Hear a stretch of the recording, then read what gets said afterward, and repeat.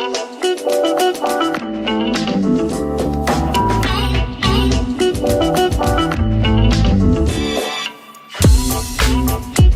today we're sitting down with Alex Matt, who's currently CMO at Fiskars Group, and he's been working for Adidas Originals before, and he's worked for Levi, so he's a heavy hitter in the brand building game. So welcome, Alex. Great to have you on the show. Hi, Tobias. I'm very happy to be here. Great. So before we talk about Fiskars and all the brands that belong there, I'd be curious to hear about what got you started in the game of branding and what got you interested in the first place? Like, please share a little bit about your background. Yeah, it's really funny. I was a bit reflecting just before I actually came here today, and it started actually still in my teenage days. I still have a collection. I don't know if you remember of the magazine The Face at home. You know, that was like kind of a cultural lifestyle magazine, really on top. And I think I got really at very early age quite excited about youth culture, you know, in general, you know, and try to somehow absorb things in that area. And then, I mean, things somehow started, you know, I experimented during my studies, you know, with different internships and everything. And then I worked in 2 startups. That was my first jobs. One design startup in Zurich, the other was a snowboard startup in Munich, supported by Red Bull at that time. So I got really hooked up more and more about, you know, youth culture, marketing. These were my first really jobs and I realized, okay, if you do a really good job, you know, in marketing and in branding, you can really put your stamp on. You can even influence as well certain cultures, certain subcultures, and that's how it started. Yeah, great. And so then you moved at some point to Adidas Originals. Yes. So please talk about. So first, before I moved to Adidas, I spent actually 8 years at Levi's. Oh, that was before. Okay. Yeah, it was before. Yeah.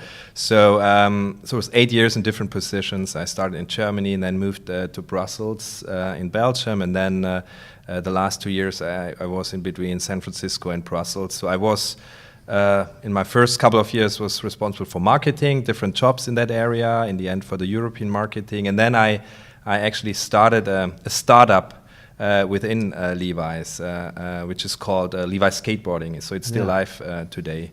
So I had the idea, we always tried to approach kind of the streetwear skateboard lifestyle in different ways, and we didn't really succeed. So I put an idea down on paper, and I was very lucky. It was the right time, and the president at that time said like, okay, Alex, here, just start, you get a couple of people, and so I started this line. That was my last job in Levi's. Yeah. And then I moved to Adidas, and became the head of global brand marketing for Adidas Originals. As you probably know, this is the lifestyle angle of Adidas, and this was, of course, for me, I was, of course, very excited to do that move. I talked about, you know, I mean, there are a few actually brands, in my opinion, who are making culture, influencing culture, and can do this job. And for me, Adidas Originals is one of the big players in that area. And so that's how I ended up there. Yeah, you talk a lot about culture, which is interesting. And so what do you think is the relationship between brands and culture? I mean, the most powerful brands, in my opinion, you know, not every brand can really do the job, but the most powerful brands, they have the strength to not just be in culture, they have the strength even to influence culture and be a driving force, you know, because it's not just, when we talk about brand, this is not just about a product or communication, you know, it's really a holistic thing, of course, you know, and you are somehow everywhere, and have to be bold as well, and have to move things. So how did it back to Levi? So how did that skateboard thing turn out, like for you and for the brand, for the master brand, would you say? Because Levi's was a little bit like, at some point when I was young, and we're kind of the same age, it was like the hottest thing. Like you had to have Levi's jeans, and then at some point it took a little bit of a nosedive, and then they there were tough times at that time. The 501, of course, what you are talking about in the 90s, everyone was actually buying into 501s, and but then of course so many other brands started to produce denim, you know. There were not just other brands coming like the Diesels or others, also like H&M's, Zara's, whatever, you know, Gap's, all started to produce denim, and of course it becomes much a bigger game and a much more battle. So of course, when I was working there back in the days, I can't remember how many years it was. I'm not such old. Of course, that was then the job. How do we bring actually the brand back on the page? But what I did with the skateboarding line, it was actually first of all, a distribution-led idea. So I mean, in my opinion, still was kind of a no-brainer, you know, because it was clear there are like thousands of stores, not just in Europe, but also in the world, you know, who sell this kind of streetwear style to a very specific urban consumer, also kind of not just a core skateboarder, kind of mainstream consumer. But Levi's wasn't really there at that time. So that was the starting point. So this is really, we said, this is strange, you know, we have to somehow, I mean, this is actually a big opportunity. And what we did actually, first of all, we looked, you know, on the distribution, how, you know, and looked, you know, what actually the problem, you know, and then we looked on the product as well, and we changed a couple of things. And then, of course, communication was important, but that was not the biggest piece. It was overall the story. And it's so much in that area, about authenticity. You know? So first of all, we had to work with the right distribution agents who speak the language. Otherwise, you never make into these stores. They are not big stores necessarily, small stores. Secondly, the product also, it's a certain language. You know, it was we changed the logo from a red tab, you know, to black tab. You know, then we had like black seams, and it was the whole. Actually, denim was stronger, you know, it was also, performance was behind, more breathable, these things. It was storytelling there as well. And then, of course, the communication came. We had team riders, these kind of topics, but it started really with distribution, and that's the interesting thing. So it was, we started to build a small sub-brand around. I remember when I worked for Nike back in the day, they tried to come in to skateboarding, and they didn't do very well at first. So I think probably they missed some cues. They did something that violated sort of the tribal rules of skateboarders. So how did you get that right at Levi's, do you think? I mean, we actually, to be honest, we started much smaller as well, you know, as I guess Nike SB at that time. And what we did, of course, first of all, we surrounded us with the right people. You know, I had a really small team, but everyone we worked with spoke the cultural language as well. You know, and then we started with some. Let's say it was so important to get first, as I said, distribution rights. So we selected core stores. So we started in Europe, you know, and selected core stores in core cities. You know, we knew if we make it there, you know, things will start to travel. You know, that was the first season. Then things picked up very fast as well. And because there was not really a denim brand. I mean, in the sneaker area, you said like it was Nike, Adidas also started then skateboarding lines, but in the denim area, nobody really actually focused on that target audience. Yeah. How did you know that was being successful? Like, was it sales, or was there another metric that you guys were following? To be honest, I mean, it sounds funny, but it was very sales focused at that time. It was, and that's for me, you know.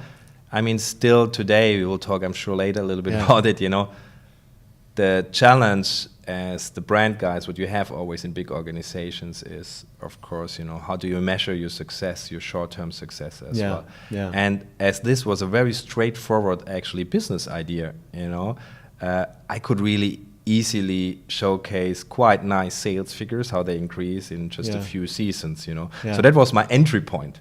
But of course, what was driving me at that time was more, because it was the fascination how we can actually play in that area and get actually the people, the consumers hooked up, you know, with the brand. Cool. And then you moved into another related, like a very strong culturally influenced business, so Adidas Originals. So what happened there? So when I started at Adidas Originals, you know, I mean, one of my first tasks I had, you know, by my boss at that time was really to look into the positioning as well, you know, because, I mean, Adidas Original was healthy, you know, but we didn't grow at that time such actually massively anymore as the years before. And what we actually did was then like really twisting and adjusting slightly, our somehow core belief, where we believe we should go and who we are. And I mean, as you remember, I mean, Adidas Originals was always the heritage line, of Adidas. So the superstars, Stan Smith, they are very important for the sub-brand. But what we said, as also the street culture, evolved, it's very important that we also somehow define the future and design into the future. So what we added is really a progressive angle. And together, actually, as a team, I mean, we then very quickly, because it's a very fast-moving market, issued actually and designed new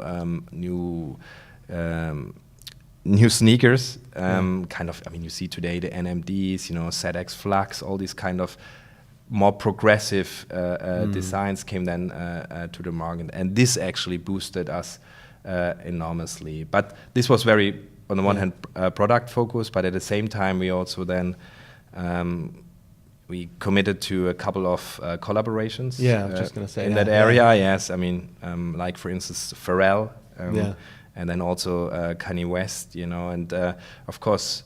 That was kind of a bold and kind of risky move, because we handed actually over to these two guys also kind of a bit of control over the line and the design. But this was very, very important to re-inject also the dynamic and the energy into the brand, because you always have to. I mean, you have to be bold, You have to move and you have to take some risks. So I was kind of happy to be part at that time, with the brand. And I mean, you see it today. I mean, it's really. I mean, Originals is going quite through the roof. It's doing quite well. Yeah. Do you think that there's a risk that the kind of normal Adidas and Adidas Originals, like, is there a gap between, or do you think they really like fall naturally under the mother brand? It's always a challenge, because you always have to look into the Adidas brand first of all, and where the brand is actually anchored in, and it's all about sports. Yeah. So this is, of course, it's a challenge, and of course you always, during the time, you had discussions, what does it mean to be Adidas Originals? What does it mean to be a somehow sub-brand or Adidas? What is the relation to the mother brand? And it's very important, that you don't really de-link yourself, of course, from the parent brand. Yes. Yeah, exactly. But sports came into lifestyle and into music and fashion in a big way, didn't it? So that probably helped as well. Or perhaps you were part of building that culture. Yeah, I mean, I was a couple of years there, I was part of it, and I think, as I said, I mean, we did some bold decisions at that time, but you have to, I mean, it's a constant, actually, movement. You have to start to renew yourself constantly and be quite agile, which is not so easy, in a big company as well. Yeah. Awesome. And then quite recently, was it 2 years ago almost, you moved to Finland to join Fiskars Group, where you're currently the Chief Marketing Officer. Yes. And so can you share with us which are all the brands that you're sitting on right now? Yeah, we are running as Fiskars Group. We are not just about the Fiskars brand anymore. Today we running a portfolio of roughly, let's say, 18, 20 brands today, but we are focusing on 6, we call them global brands, One is of course the Fiskars brand, then we have Gerber, they are Portland-based, Iittala, Royal Copenhagen, Waterford, and Wedgwood. So these are our big 6 ones we are focusing on. Yeah, that's quite an impressive portfolio. So what made you make the switch then? Yeah, it's a good question. I told you before as well that I was always very, enthusiastic about youth lifestyle. I worked mainly in fashion. So many friends, of course, and colleagues ask me, so Alex, why are you moving now, to Helsinki? And what are these brands, Because not all of these brands are such well known yet. Yeah, you're changing. So I hope so. I believe, and I started to believe at that time, that we have a huge opportunity with these brands, and even for the entire company, to to grow and become much bigger with much more influence, you know, in a couple of years as we are today. And that was also what made me move, because I don't think we leverage yet the full potential. And this is a bit the difference. If you, I mean, you know, I work for Levi's, for Adidas, for other brands, you know, of course you're already this bigger, actually, how do you say, ecosystem, you know? Yeah. And here I think, you know, and what made me move, you know, is I think, you know, the opportunity, I mean, there's still, you know, we are still at a certain starting point, you know, and there's an opportunity for me, of course, as well, to put a stamp on and to help and support. You know? What do you think are some principles or some thinking that you learned from these iconic brands, or very lifestyle and culture-driven brands that you could infuse into the Fiskars portfolio? Any particular things? Yeah, I could talk for hours about that. But first of all, I think, because I'm working now again with a lot of, I call it like heritage brands as well. They all have a huge history. Some are royal brands. I mean, Fiskars started 368 years ago, and it's one of the oldest brands in the Western world. Yeah. And I think the biggest challenge and key to success is that you always somehow manage to reinvent yourself as well, and that you are bold, you know. And I mean, if you look on our brands, and go a bit deeper, they did it, you know, and they managed that. But you always have to remind ourselves, you know, and have to push, you know, that we don't get too comfortable, you know. And for instance, just play the heritage angle, you know. So you also, I talked about Adidas Originals before. It's exactly the same challenge, you know. How do you invent the future and act bold as well? How do you do that? Do you think, like, you have a strong past, like you said, like many companies play to the past. Like I think in fashion you have a lot of brands that are doing this quite well, like women's, like Hermès or Louis Vuitton and all these fashion brands. Like they have to reinvent themselves, yet remind people that they have a heritage. Exactly. So what would you say is like, what's the way to do that, or do you have any principles for how to do that? Yeah, there are a couple of, but let me maybe focus. Let's start with consumer focus, you know. First of all, I think this is the first key, you know, that you really are so close to your consumers, you know, and leverage your insights you have. That's the first thing. And by that, I mean, a lot of other things are opening up, because if you look, I mean, in which times we are actually living, you know, and what's happening in the last 5, 6, 7 years, it's crazy, you know. I think mainly through influence of digital, we all know, you know, things speeded up, you know, and consumers are much more in the lead, you know, and they can shop you everywhere. Things got messed up. There are so many channels, you know, they get so many inspirations. So by that, you know, through that actually, switch of the focus more to consumers, of course, this topic becomes more and more important. And then I think so many other things actually become kind of action points. Yeah. And in executing brand strategies, you've been part of many brand strategy exercises. What do you find important in actually making those brand strategies real? Like, for example, when we consult clients, like we think that's the major thing, actually, the translation of brand strategy into culture and behaviors. Not even so much what happens on the external side. Like, I mean, that's difficult. That's not easy, let's say. But the culture is where it kind of makes or breaks the brand. If you get the people behind it, it's usually like a simple, broad idea or bold idea that you need to get people behind. And if they don't get behind it, if there's no clarity, like how do you feel about it? The cultural challenge is the biggest always, you know. And if you look in our company, of course, in general, of course, still somehow believe, of course, somehow we are in a slow-moving market as well. It's different than the sneaker industry, of course. Our consumers buy actually an Alto Vase or an X, not just every season, you know. So that's where the culture actually starts. I believe we are not really in slow-moving market anymore. We are in a fast-moving market as the consumers moves fast, you know, in comparison with other consumer goods. So, And I think what we need to do also to get actually everyone behind, you know, and so also me, I mean, we all also have to learn how it works, you know. I mean, you can have big ideas, but how do we execute? We have to start to execute. We have to, I mean, it's important that you even do, I mean, that you create momentum, you know, you create tangible examples, you know, how great looks like. And rather than always work on the big things, you know. You can have your big strategy, but start to implement. And then by that, I believe you can actually bring everyone behind as well and make people more and more understand. Even myself will learn with that. Yeah, awesome. Like, there's so much talk about like all the change that's happening in the world, and FutureCo listeners are people who are all about wanting to create change, to want to stand up and make a change inside the company or as entrepreneurs. And I think if you look at the really great brands in history, they're either products or companies that sort of redefine their business in a way. And I think that's where many of them started. Like you have a pot that was like Le Creuset, or you had Fiskars Orange, you know, Scissors or something, and then a brand evolved sort of around that.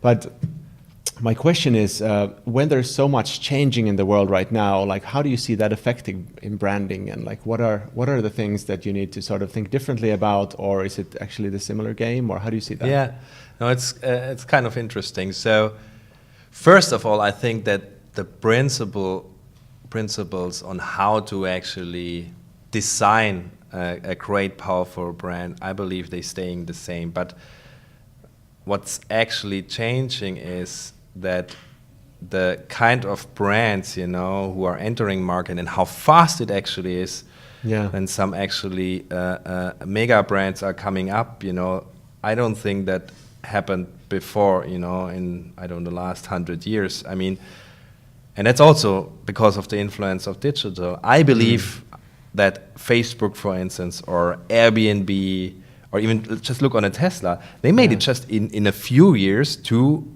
iconic status, in my opinion, to make people really care.